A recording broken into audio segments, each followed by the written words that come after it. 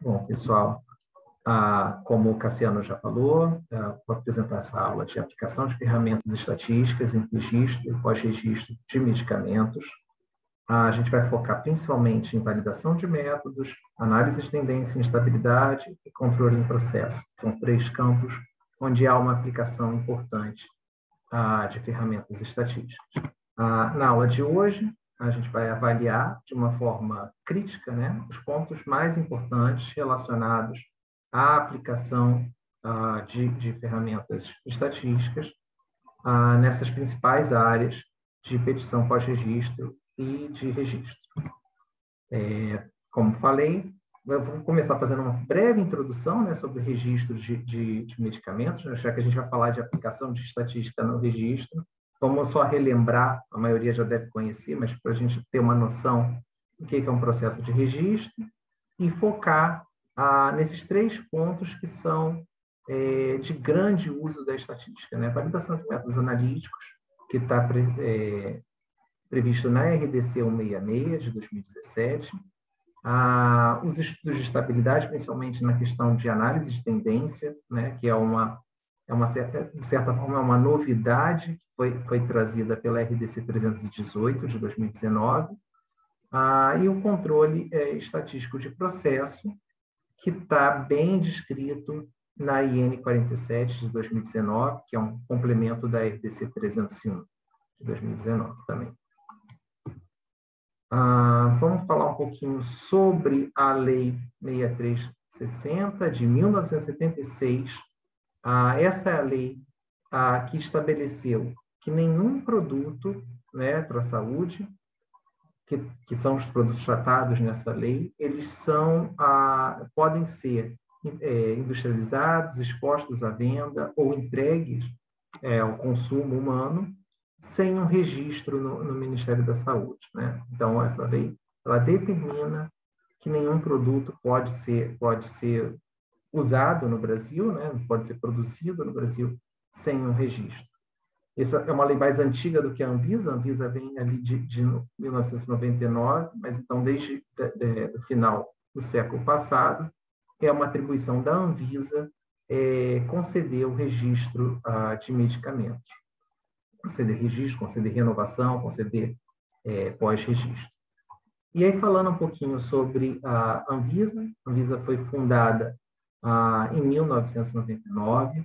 A gente pode ter orgulho de dizer que nós temos hoje uma das agências reguladoras de medicamento mais bem estruturadas do mundo. A gente não deixa nada, não tem nada a perder para um FDA, para um EMA. Então, a gente está bem estruturado, a gente tem uma agência forte, mas isso foi uma evolução ao longo do tempo. A Anvisa começou bem, com normativas bem simples. Quem já está no mercado há algum tempo deve se lembrar como é que era um processo de registro lá nos anos 2000, que era uma coisa muito simples, e isso foi evoluindo. E a gente tem dois marcos aí importantes, né, mais recentes. Em 2016, com a entrada da Anvisa no ICH, né, toda uma questão de harmonização com o ICH, que é uma referência internacional, e ainda mais recente, no ano de 2020, quando a Anvisa passa a ser membro do PIX. E aí, falando especificamente do PIX, né, o que tem de benefício em ser do PIX? Né? Para a indústria, isso dá um reconhecimento de maior qualidade, né? Como você tem uma série de acordos, uma série de normativas que são comuns a vários membros internacionais, né? Para você ser membro do PIX, você tem que se adequar a várias regras internacionais. Isso traz uma visão de qualidade, né? O produto que é produzido num país que é membro, ele tem uma qualidade reconhecida internacionalmente. Você tem uma redução de duplicação de inspeções, porque há um acordo de aceitação entre inspeções realizadas entre agências. Então, você pode ser inspecionado por uma agência e os países que reconhecem a inspeção feita pelas agências membros do PIX, você não precisa ser auditado novamente. Isso também leva a uma economia de tempo e recursos financeiros, né? Você tem uma redução de duplicidades de trabalho, facilita o processo de exportação, né, para países que aceitam certificação de outras agências, e também um maior acesso a mercados. Falamos sobre registro de medicamentos, né? Como o medicamento chega ao mercado. Voltando de uma maneira bem simples, né? A gente tem toda essa parte de estudo pré-clínico, que são os testes feitos in vitro, testes feitos em animais, para poder uma concepção de conceito, um entendimento da farmacologia do seu medicamento. Estudos clínicos de fase 1, 2, 3, aí já são os testes em humanos, estudos clínicos que estão sendo tão falados esse ano, com a questão de pandemia, né, com as vacinas para a Covid. Então, acho que agora todo mundo já conhece um pouquinho mais sobre o que é um estudo clínico. Depois tem a parte de requerimento de registro, concessão de registro, estudos clínicos de fase 4, que é feito após já o medicamento no mercado, após a concessão do registro, e a farmacovigilância, que é um processo permanente. A Anvisa ela atua ativamente nessas 3 etapas marcadas, nos estudos clínicos de fase 1, 2 e 3, na concessão do registro e na farmacovigilância. Atualmente, a norma que preconiza, né, que como deve ser feito um registro é a RDC 200, de 2017. Ela se aplica a todos os medicamentos com princípios ativos sintético, semissintético, desde que seja novo, genérico, similar. A RDC 200, ela veio substituir a RDC 60, de 2014, e a 60 ela já tinha feito uma grande evolução, porque ela tinha feito um compilado de várias normas que existiam antes, e aí todo o processo de registro estava muito pulverizado em normas diferentes. A 60 ela reuniu tudo, e a 200 ela veio atualizar a 60. Toda a parte de registro, né, o que precisa ser feito antes da solicitação de registro. Tem a parte de estudos clínicos, tem a parte de DDCM, né, que é o dossiê de desenvolvimento clínico do medicamento. Isso tem que ser peticionado à Anvisa. E aí precisa de uma anuência desse protocolo do ensaio clínico antes de começar qualquer ensaio clínico. Isso com registro novo ou inovador. No caso de um medicamento genérico ou similar, você tem uma dispensa do estudo clínico, né? Você vai fazer uma bioequivalência normalmente.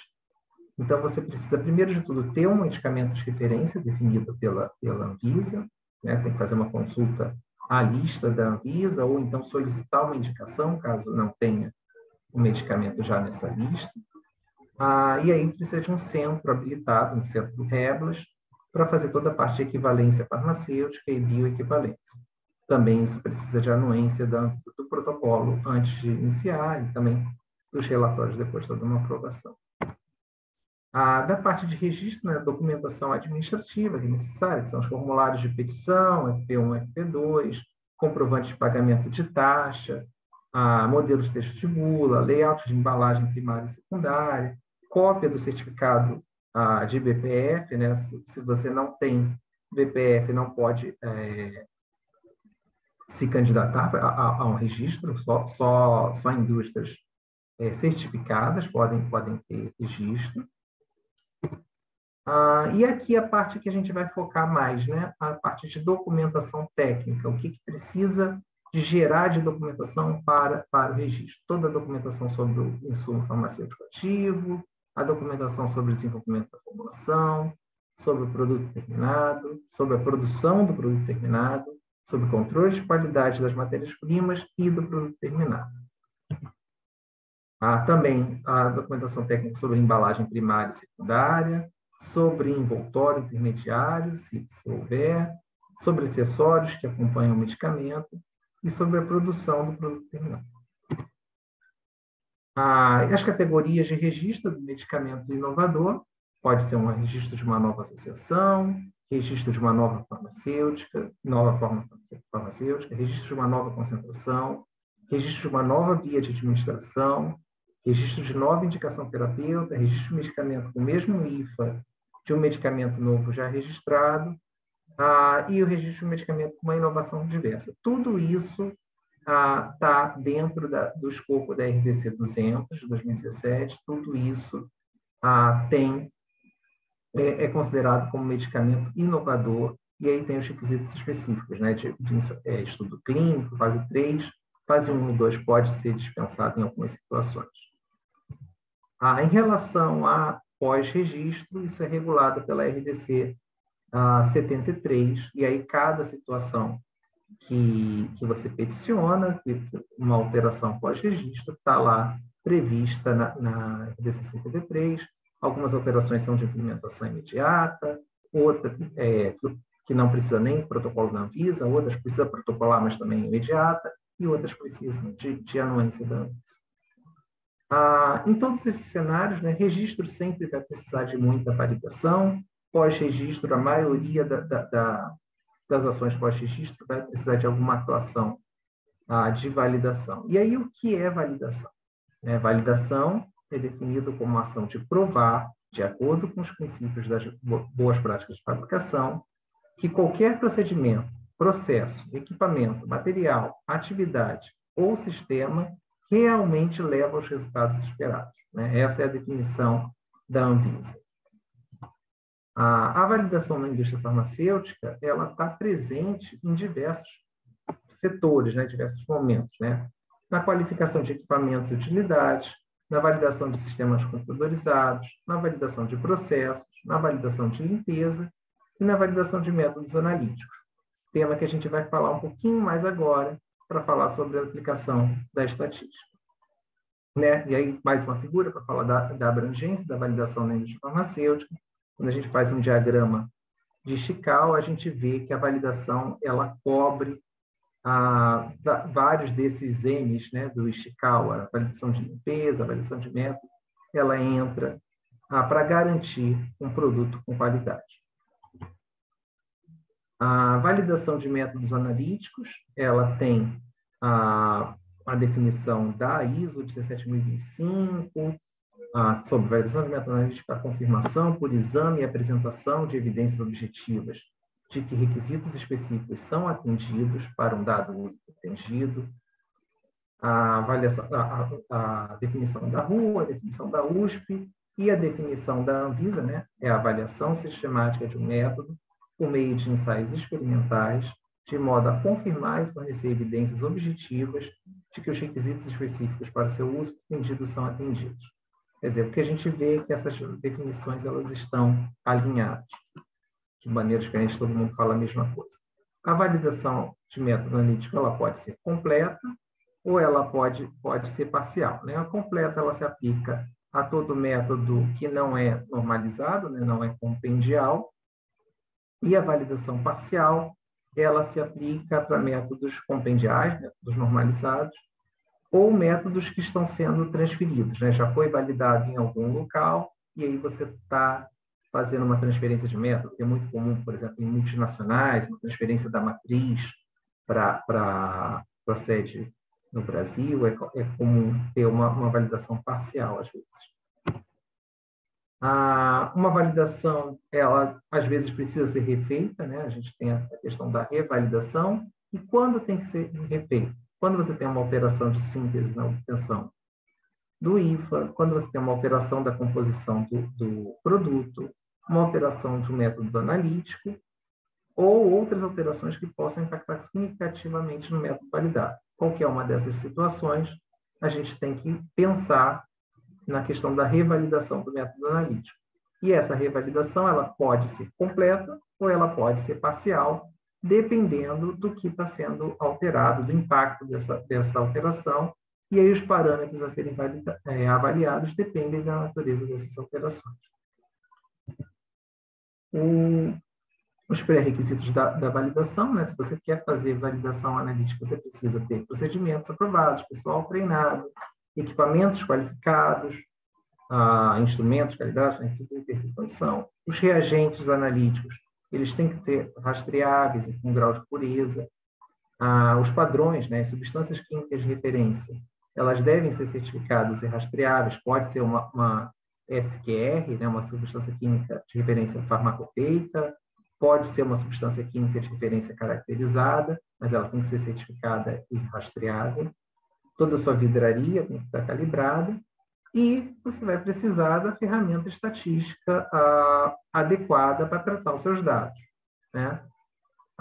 Uma ferramenta que é bem simples, que praticamente todo mundo tem acesso, é o Excel ou outros softwares, né? A gente tem o próprio software do Google, ou esses softwares livres que fazem as mesmas ferramentas que o Excel, mas também tem alguns softwares bastante conhecidos no mercado farmacêutico, né? Como o Minitab, o ActionStat e vários outros, né? Tem uma diversidade de softwares que são vendidos para propósito específico de validação. Cada indústria escolhe o que for mais adequado ao seu processo.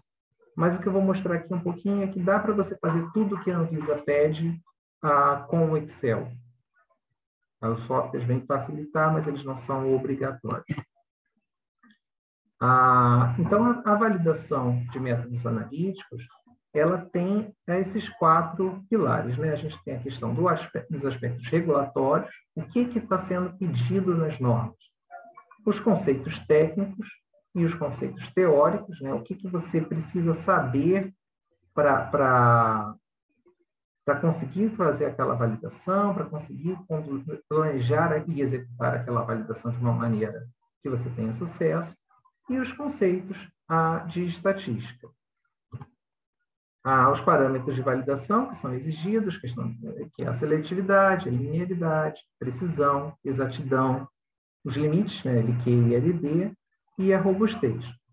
Quando a gente fala de estatística, o principal, né, onde a gente vai usar mais ferramenta, é aqui na linearidade, né? A gente ainda usa alguma coisa para exatidão, para precisão, mas usa muito básico, é um uso de avaliação só de desvio padrão relativo. Na linearidade, a gente tem que começar a usar algumas ferramentas um pouquinho mais avançadas. Então, a linearidade é a capacidade do método de obter uma resposta analítica proporcional à concentração do analito, né? Você tem que seguir aquele princípio de que quanto maior a concentração do analito, maior a sua resposta. E aí você tem que fazer uma execução experimental, porque a execução ela é simples, você tem que fazer a partir de 3 curvas, com no mínimo 5 níveis. Em geral, a gente trabalha com 7, mas no mínimo 5 níveis de concentração dentro do intervalo. E o que é importante é que essas suas triplicatas sejam triplicatas reais. Você precisa partir de 3 soluções estoque. Você não pode fazer as suas 3 curvas todas a partir da mesma solução estoque, porque isso, em termos estatísticos, isso não configura um N. Você não está fazendo uma réplica real que possa ser tratada. Como falei, a execução é muito simples. Você parte da solução estoque e faz diluição sucessiva para poder ter os 5 níveis, aqui no exemplo 5, mas podem ser mais. E aí a parte de avaliação estatística. O que a gente vai avaliar na linearidade? A gente vai avaliar a homocidasticidade, né, que é a homogeneidade das variâncias. A Anvisa fala para você usar o modelo adequado de avaliação. Existem diversos modelos descritos na literatura, mas o teste de Cochrane é o mais utilizado, é o que a Anvisa traz no seu guia, e também é um dos mais simples. Pessoalmente, não acho que vale a pena investir muito em outros modelos, porque o Cochrane, ele normalmente é o que mais... ele é menos rígido, né? Então, se o seu teste de Cochrane não estiver passando na homocidasticidade, dificilmente você procurando um modelo vai conseguir que passe. A Anvisa exige também a representação gráfica das respostas em função da concentração, um gráfico de dispersão dos resíduos, né, acompanhado de sua avaliação estatística, a equação da reta de regressão, estimada pelo método de mínimos quadrados, a avaliação da associação linear pelo meio dos coeficientes de correlação e de determinação, né, que é o R e o R2, respectivamente, e a avaliação do coeficiente angular. Tudo isso está muito bem descrito no Guia 10, de 2017, é o Guia de Tratamento Estatístico para validação de métodos analíticos. E é importante ver que teve uma evolução muito grande com a publicação da RDC 166, né? O que a Anvisa exigia de avaliação de linearidade antes da 166, na época ainda da 899, era basicamente só o valor de R. Então, era muito mais simples. A questão dos critérios de aceitação, né? A avaliação das respostas, ela vai te digitar qual método de regressão. Então, assim, normalmente o seu método tem que ser homocedástico para você fazer um tratamento mais simples. Se não for homocedástico, você pode seguir, mas você vai ter que usar outras ferramentas, né? Então, o ideal é ter sempre o método homocedástico. O coeficiente angular deve ser significativamente diferente de zero. O coeficiente de correlação, né, que é o R, deve estar acima de 0,990, né? Isso é importante. Antigamente parava aqui em 2 casas decimais, então agora tem 3 casas decimais, tem que ser 990. Os resíduos devem ser distribuídos de uma maneira aleatória, e aí você deve utilizar um nível de confiança de 5% nos testes estatísticos. Falando um pouquinho sobre a homocedasticidade, sobre o teste de Cochrane, a fórmula de cálculo desse teste de Cochrane está descrito no Guia 10. A gente vai calcular, né, o C experimental, né, o C calculado, comparar com um C crítico, que ele é tabelado, e aí, se você tiver um C calculado acima do crítico, você aceita a hipótese nula, né? Os seus dados são homocedásticos. É isso que a gente quer na maioria dos casos. Se ele desculpa, invertendo, se ele tem que ser menor do que o crítico. Se ele for maior do que o crítico, os seus dados são heterocedásticos. E aqui um exemplo de cálculo, né, do teste de Cochrane pelo Excel. A gente plotando, utiliza as ferramentas do próprio Excel, imputando as fórmulas no Excel, tem o C calculado, o C tabelado, faz uma comparação, e aí aqui a gente vê que o calculado é menor do que o tabelado, e a gente tem os dados homocedáticos. A representação gráfica, né, da curva dessa linearidade, isso é obrigatório, isso é fácil de fazer também no Excel. E uma coisa importante, né, a gente deve começar logo com uma avaliação visual. Quando o Excel fazer o gráfico, plotar esse gráfico, dar uma olhada, ver se os pontos estão bem próximos da curva teórica, para a gente ver visualmente já se tem um ajuste. Pede a equação da reta, o Excel vai te dar a equação, vai te dar o valor de R2, e aí a gente tem aqui, né, esse valor que vem antes de x é o coeficiente angular, o valor que é somado é o coeficiente linear, o R2 o Excel vai dar direto no gráfico, e o R você pode calcular fazendo a raiz quadrada do R2. Também tem que fazer o tratamento por ANOVA desses seus dados, né, para avaliar a questão da regressão, se as suas respostas analíticas estão previstas em relação, como elas estão previstas em relação ao centroide, nessa variação, a questão dos resíduos, se eles estão, a distribuição desses resíduos, né, os resultados reais em relação ao modelo. Aqui a fórmula de R2 e de R está descrito no guia. O importante é que o R2 não tem uma especificação, né, RDC 166, a especificação ela é do R, que tem que ser superior a 0,99. Então, se você tiver um R2 um pouquinho abaixo disso, como é a raiz quadrada, ele sempre sobe um pouquinho do R2 para o R, então pode ser que passe também. E aqui só para a gente entender um pouquinho o que é a diferença entre correlação e regressão, né? Correlação, quando a gente usa? Quando a gente precisa saber se existe algum tipo de associação entre duas variáveis. E a regressão? Se a gente quer prever se uma variável independente se relaciona numericamente com a variável dependente. Em termos de resultado, o resultado da correlação é o R, né? Um R próximo de 1, ele vai ter a correlação, né? Quanto mais zero, mais próximo de zero, pior essa correlação. Na regressão, a gente tem o modelo matemático, tem a avaliação pelo R2, também quanto mais próximo de 1, melhor o seu ajuste. Em termos de requisitos para a correlação, você precisa de medidas válidas, boa amostragem, comparação coerente, relação linear entre as variáveis.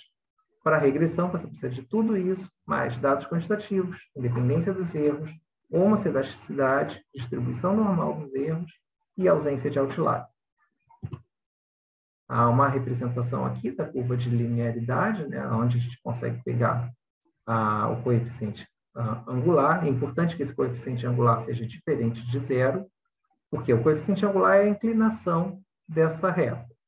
Se ele for zero, você não tem uma correlação. Você vai estar subindo a sua concentração e a sua resposta não vai ter uma mudança. Então, ele tem que ser significativamente diferente de zero. O teste F da ANOVA, ele é aplicado para avaliação, né? Se você tem um F calculado maior do que o F crítico, você rejeita a hipótese nula e você assume que a variável y varia em função de x, ou seja, você confirma que o seu coeficiente angular ele é significativamente diferente de zero. Aqui eu trouxe um exemplo, né, de como a gente faz esse tratamento estatístico no Excel, usando a ferramenta de análise de dados do Excel, pede a função de regressão. Você vai selecionar os seus dados, né, as suas áreas, a área, a absorvância, depende do seu método, né, que você está utilizando, e vai pedir para ele fazer a regressão. É importante, né? Você está trabalhando com HPLC, é muito comum a gente ter réplica de leitura. Se você tem réplica de leitura, isso não entra aqui. O que tem que entrar aqui é a média, porque as réplicas elas não são independentes, né? Injeções do mesmo vial, né? Injeções da mesma solução, elas não são resultados independentes. Por isso que a gente precisa trabalhar com 3 curvas diferentes, 3 curvas preparadas a partir de soluções estoque pesadas diferentes. E aí o resultado, né, usando essa função de regressão, ele já vai te dar essa tabela com todos os resultados do R quadrado, do erro, o resultado do teste F, e vai dar direto o gráfico de plotagem de resíduos. Esse gráfico é importante também fazer uma avaliação visual, para ver se, assim como está aqui, se os resíduos estão distribuídos de uma maneira aleatória, né? Não pode ter todos os resíduos concentrados de um lado. Bom, terminando essa parte de validação de métodos analíticos, falar um pouquinho também sobre estudo de estabilidade. Estudo de estabilidade são fundamentais, né, para garantir que o medicamento ele conserva as suas propriedades durante todo o prazo de validade, né? Porque não adianta você produzir o medicamento, ele está dentro da especificação na hora da produção. Ele precisa estar dentro da especificação ao longo de todo o seu prazo de validade para garantir que ele tenha eficácia e segurança para o paciente.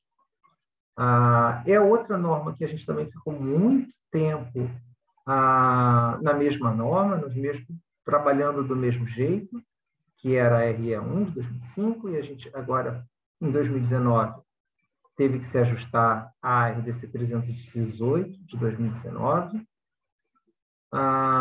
que trouxe algumas novidades, né? trouxe alguns requisitos a mais, entre eles a questão da análise de tendência. E aí os medicamentos, o estudo de estabilidade deve ser realizado nas condições definidas, para o estudo de estabilidade acelerada, estudo de estabilidade de longa duração, com produtos em sua embalagem primária. Né? E aí, por que os estudos de estabilidade eles são relevantes? Né? Qual é a grande importância deles? A degradação, né? Os produtos de degradação que são gerados do seu medicamento, eles podem ser compostos tóxicos que podem comprometer a segurança do produto. Né? Como uma molécula, né? Ela está suscetível a sofrer reações de degradação, sofrer hidrólise, sofrer oxidação, por exemplo, e gerar compostos que podem ter uma certa toxicidade. Essa degradação, se ela não é controlada, ela também pode resultar uma redução do teor, mesmo que não gere nada que seja tóxico. Mas pode estar só pela perda do seu fármaco, pela redução do teor ou da potência desse fármaco, você vai ter uma questão de subdose, e isso vai comprometer a eficácia do medicamento. Outro ponto importante de sustentabilidade é avaliar alterações de propriedades físico-químicas, né, dos recipientes, podem mudar o perfil de dissolução do fármaco, por exemplo, pode fazer com que esse medicamento, principalmente medicamentos de liberação controlada, ele passa a ter uma curva, né, de liberação completamente diferente, e isso vai impactar também na eficácia, também na segurança. Mudanças de estado sólido do fármaco, isso é uma coisa que não estava na norma anterior e foi trazida pela RDC 318, essa preocupação. Agora, com a questão de polimorfismo, com alteração de forma cristalina do seu fármaco, porque isso pode causar um impacto muito grande nas propriedades físico-químicas do produto. A gente sabe que polimorfos diferentes podem ter solubilidade completamente diferente, e isso vai afetar a biodisponibilidade do medicamento. Então, isso agora tem que ser monitorado também. E a questão de crescimento de micro-organismos, né? O seu medicamento ele tem que ter uma durabilidade contra o crescimento microbiano, porque ele pode causar também algum tipo de infecção ao paciente, principalmente se você está falando de um medicamento injetável, um medicamento que é administrado por uma via parenteral, né? Oftálmicos também é importante. E um ponto importante também que acabei não falando, com tudo isso que a gente está vendo, né, com essa evolução da Anvisa, traz a importância de ter um estatístico na equipe também, né? Ou pelo menos um consultor estatístico. A gente, como farmacêutico, consegue ir até um determinado ponto, a gente tem que ter um entendimento, mas é importante também o apoio do profissional específico de estatística para as questões mais profundas, para a hora que o bicho pega, né? Para a hora que o problema sai do que a gente consegue resolver. Sem dúvidas. Diogo, vou abrir aqui algumas perguntas para você. Jonathan Moreira da Silva Evangelista. Quando os resíduos apenas se apresentam de forma heterocedástica, o que quer dizer? Jonathan, o que acontece? Quando você tem os seus resíduos de uma maneira heterocedástica, em geral, tá? Não é sempre, mas em geral, na maioria dos casos, você tem algum problema com o seu método, tá? Vale a pena voltar, rever o desenvolvimento do método, para entender se tem algum viés, alguma questão que esteja levando a essa situação. É proibido ter os resíduos heterocedásticos? Não. Né? A guia da Anvisa é bem clara. O seu tratamento, se é homocidástico, você faz um tratamento estatístico, você vai fazer o tratamento da regressão pelos mínimos quadrados. Se não for homocidástico, se for heterocidástico, você pode tratar de outra forma, não reprova o seu método. Porém, é um indicativo de que pode ter algum problema com o seu método. E aí vale a pena revisitar, vale a pena checar tudo, né? Fazer uma investigação, tipo uma investigação de OS mesmo, não precisa abrir uma OS necessariamente, depende do seu sistema de gestão da qualidade, mas cabe investigar para ver se teve alguma vidraria que foi utilizada que não estava muito adequada, ou, de repente, o seu padrão que não estava muito adequado, algum problema. E vale também revisitar o desenvolvimento do método para ver se tem alguma coisa que precisa ser ajustada. Ótimo. A Tamara Troger de Souza, após a conclusão do estudo de estabilidade, exemplo 24 meses, é necessário realizar avaliação estatística ou apenas para o estudo em andamento com avaliação de tendência? Não, Tamara, isso é uma pergunta muito boa, porque é um assunto que a gente ainda está aprendendo, né? É um assunto que a própria Anvisa ainda está recebendo poucos estudos, mas é importante sim, mesmo com o estudo de estabilidade de longa duração concluído, você precisa fazer uma análise de tendência, precisa apresentar essa avaliação dos seus resultados. O resultado de longa duração, o resultado real, ele ainda é soberano. Tá? Se você tem uma de que o seu medicamento saia da especificação com 12 meses, por exemplo, e você tem um resultado real garantindo a validade dele até 24 meses, o resultado real ele ainda é soberano. Mas é muito importante ter essa avaliação para você mostrar o entendimento, para você fazer uma análise de risco, porque pode ser que os seus resultados reais estejam dentro da faixa, porque o seu resultado de liberação foi muito bom. Mas você vai ter sempre aquele resultado de liberação tão bom, ou dentro de uma variação natural do processo, você vai ter um resultado de liberação um pouquinho pior, e aí aquele seu produto pode dar fora. Então, precisa entender. E, principalmente, a análise de tendência, ela ajuda na definição da especificação de liberação. Né? Você fazendo essa análise de tendência ao contrário, você consegue determinar matematicamente, com muito mais segurança, qual é a faixa de liberação que você precisa estabelecer para o seu produto. Para você não cair no exemplo que eu dei, de estabelecer uma faixa arbitrária e acabar depois tendo que mexer nessa faixa. Certo. Rafaela Martins tem uma pergunta aqui. Na RDC 318 de 2019, consta que no relatório de estabilidade deve conter a avaliação estatística dos resultados, se aplicável. Quando essa avaliação é considerada aplicável? E daí ela continua com outra pergunta. Ao realizar o estudo de estabilidade em uso, devemos incluir a validade do produto após aberto na embalagem do produto e ou bula? Vamos lá, pergunta 1. Quando é aplicável uma avaliação estatística? Pela minha experiência, a gente, por ser Fiocruz, né, por ser Pharmanguinhos, a gente tem um contato com a Anvisa muito frequente. Né? A gente está com a Anvisa sempre. E pelo que a gente tem conversado, isso é quase sempre necessário. Né? 99% das vezes, você vai precisar de um tratamento estatístico.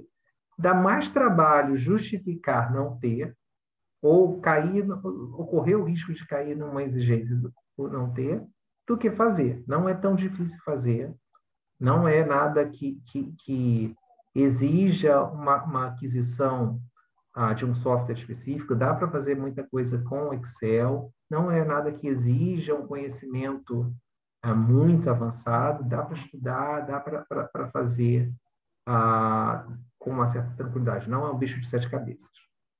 A segunda pergunta foi sobre prazo de validade após aberto ou após reconstituído. Não é isso, Cassiano? Isso. Ao realizar estudo de estabilidade em uso, devemos incluir a validade do produto após aberto na embalagem do produto ou bula? Sim, isso tem que estar constando na bula para produto que é multidose, né? Produto que você por exemplo, um xarope ou uma suspensão, um produto que você não vai utilizar ele de imediato, né? Ou mesmo um comprimido que venha em frasco, por exemplo, ele é obrigatório fazer o estudo de estabilidade em uso, né? O estudo de estabilidade após a abertura dessa embalagem primária. E isso gera um prazo que normalmente vai ser muito menor do que o prazo de validade total do seu produto. Então, você precisa incluir essa informação em bula, sim. Ótimo. Tem uma outra pergunta também da Rafaela. Essa análise de tendência é possível de ser realizada em estudos de estabilidade de acompanhamento ou apenas nos estudos de longa / acelerado, nos quais são utilizados 3 lotes? É até melhor de fazer na estabilidade de acompanhamento, porque você vai juntando, você vai ter os 3 lotes iniciais que você usou no registro, você vai ter os lotes de produção. Quanto mais dados você tiver, mais robusta fica a sua avaliação estatística. Um dos exemplos que eu dei na aula foi exatamente uma situação disso. Era um produto que a gente já tinha 10 anos de produção, mais de 10 anos de produção. Tinha, além dos 3 lotes que foram feitos para registro, tinha vários lotes das estabilidades de acompanhamento, e a gente conseguiu juntar tudo isso e fazer um tratamento estatístico muito mais adequado. Esse é um ponto importante. Estatística, quanto maior o seu N, mais forte ela fica, né? Dentro de uma razoabilidade, né? É uma questão também de custo-benefício. Não adianta você ter um N gigantesco e você não conseguir tratar esse dado, né? O ideal é você ter um N que seja adequado. Excelente. A Tássia Lemen está fazendo uma pergunta em relação a medicamentos dinamizados. É válido a análise do pH? Medicamentos dinamizados. Tássia, eu vou ficar te devendo essa resposta com certeza. Medicamento dinamizado está muito fora da minha área de atuação. Eu acredito que sim, mas eu não te garanto. Tem que consultar realmente a norma específica ou pessoas que trabalhem com isso. Participante aqui está sem o nome, está como anônimo, mas ele está perguntando aqui: quais os critérios a serem considerados para concluir que o produto está em estado de controle? Critério para concluir que o seu produto está em estado de controle. O seu produto ele é normal, né, durante o ciclo de vida do produto, que mesmo o produto com processo validado, com tudo dentro do que tem que ser, você tem eventuais desvios, né? Você precisou fazer um ajuste na máquina porque estava fora da faixa de dureza no início do processo, ou qualquer coisa do tipo, né? Então, você vai fazendo um acompanhamento desses eventuais desvios, ou mesmo que não sejam desvios, né? Não chegou a sair da especificação, mas dentro um pouco daquilo que eu falei sobre 1 sigma, 2 sigmas, 3 sigmas, você não chega a ter um processo fora de controle, mas você quer que todos os seus resultados estejam ali naquela faixa, né? de 1 sigma para cima, 1 sigma para baixo. Então, o estado de controle, você vai fazer o acompanhamento, você vai coletando aqueles dados, você vai avaliando aqueles dados, junto a toda uma questão de análise de risco, até chegar à conclusão que sim, o meu produto chegou no estado de controle, ele agora não tem mais uma variação, não tenho mais desvios, não tenho mais problema nenhum, esse processo está 100% controlado. Outro participante anônimo, ao analisar um gráfico de controle para um determinado ACQ, caso sejam identificados resultados fora dos limites de controle, superior ou inferior, devo considerar que o produto não está em estado de controle? Isso mesmo. O resultado fora do limite superior ou inferior, a não ser que seja justificado, tá? Em algumas situações, cabe uma avaliação, cabe uma análise, cabe uma justificativa, né? Você pode, por exemplo, ter um resultado que está fora do limite e foi uma falha analítica, por exemplo. Pode ter tido. Aí você faz uma investigação de laboratório, né? Uma investigação de OES, comprova que aquilo estava. Que foi um desvio no laboratório, reanalisa ou reprocessa aquele dado, vai ter o resultado dele. É uma opção. Mas cabe uma avaliação caso a caso, cabe uma justificativa, mas, via de regra, você vai ter que rever esse seu processo. E aí, dentro do conceito de ciclo de vida, você não faz mais ajustes no processo na etapa de validação de processo. Você, tendo uma necessidade de ajuste, você volta para a fase 1, você volta para conhecer melhor o seu processo. Ótimo. A Ingrid Almeida, ela está fazendo uma pergunta aqui. Você poderia explicar a diferença entre CP, CPK, do PP, PPK? Porque tem algumas análises que o CP não aparece, ela está perguntando. Sim. Imagino que você deve estar perguntando, dependendo de software que é utilizado, né? CP pode aparecer o PPK. O CP e o CPK, eles são grandezas diferentes, como eu falei. O CP ele mede dispersão, o CPK ele mede a diferença da média para o centro. Agora, o PP e o PPK, eles são inversamente proporcionais, não. Eles são funções do CP e do CPK. Não é só uma questão de tratamento matemático. Eu não tenho a fórmula de cabeça mais, a gente não só resgatando a fórmula mesmo, mas é uma conversão matemática. Então, não acaba representando a mesma coisa. Agradeço a todos, agradeço, Diogo. Desejo a todos uma ótima noite. Boa noite aí, pessoal.